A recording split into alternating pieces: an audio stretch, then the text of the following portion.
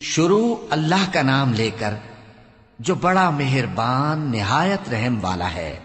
سچ مچ ہونے والی، وہ سچ مچ ہونے والی کیا ہے؟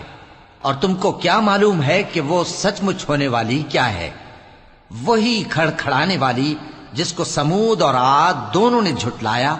سو سمود تو زبردست زلزلے سے ہلاک کر دیے گئے، رہے عاد تو ان کو نہایت زوردار آندھی سے تباہ کر دیا گیا۔ اللہ نے اس کو 7 رات اور 8 دن ان پر چلائے رکھا۔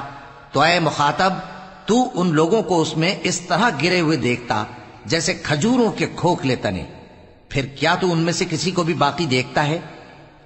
اور فرعون اور جو لوگ اس سے پہلے تھے اور وہ جو الٹی ہوئی بستیوں والے تھے، سب گناہ کے کام کرتے تھے، سو انہوں نے اپنے پروردگار کے پیغمبر کی نافرمانی کی تو اللہ نے بھی ان کو بڑا سخت پکڑا۔ جب پانی طغیانی پر آیا تو ہم نے تم لوگوں کو کشتی میں سوار کر لیا تاکہ اس کو تمہارے لیے یادگار بنائیں اور یاد رکھنے والے کان اسے یاد رکھیں۔ پھر جب سور میں ایک بار پھونک مار دی جائے گی اور زمین اور پہاڑ دونوں اٹھا لیے جائیں گے، پھر ایک بار ہی توڑ پھوڑ کر برابر کر دیے جائیں گے، تو اس روز ہو پڑنے والی یعنی قیامت ہو پڑے گی، اور آسمان پھٹ جائے گا تو وہ اس دن کمزور ہوگا، اور فرشتے اس کے کناروں پر ہوں گے، اور تمہارے پروردگار کے عرش کو اس روز 8 فرشتے اپنے اوپر اٹھائے ہوں گے۔ اس روز تم لوگ سب پیش کیے جاؤ گے اس طرح کہ تمہاری کوئی پوشیدہ بات چھپی نہ رہے گی۔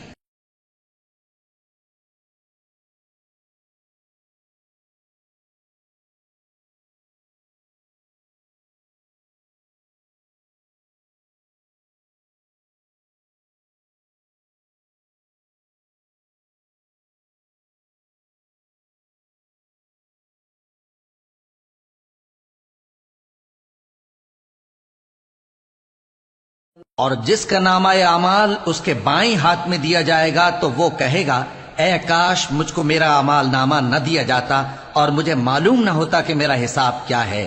اے کاش موت میرا کام تمام کر چکی ہوتی، آج میرا مال میرے کچھ بھی کام نہ آیا، مجھ سے میرا اقتدار جاتا رہا۔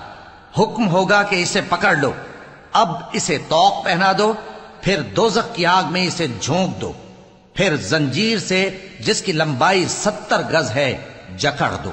یہ نہ تو اللہ عظمت والے پر ایمان لاتا تھا اور نہ فقیر کے کھانا کھلانے کی ترغیب دیتا تھا، سو آج اس کا بھی یہاں کوئی دوست نہیں اور نہ اس کے لیے کوئی کھانا ہے سوائے زخموں کے دھون کے، جس کو گناہگاروں کے سوا کوئی نہیں کھائے۔ سو میں ان چیزوں کی قسم کھاتا ہوں جو تم کو نظر آتی ہیں اور ان کی جو تمہیں نظر نہیں آتی، کہ یہ قرآن ایک معزز فرشتے کا پہنچایا ہوا کلام ہے، اور یہ کسی شاعر کا کلام نہیں، مگر تم لوگ بہت ہی کم ایمان لاتے ہو، اور نہ کسی کاہن کا قول ہے، لیکن تم لوگ بہت ہی کم غور و فکر کرتے ہو۔ یہ رب العالمین کا اتارا ہوا ہے۔ اور اگر یہ پیغمبر ہماری نسبت کوئی بات جھوٹ بنا لاتے تو ہم ان کا داہنا ہاتھ پکڑ لیتے، پھر ان کی رگے گردن کاٹ ڈالتے، پھر تم میں سے کوئی ہمیں اس سے روکنے والا نہ ہوتا۔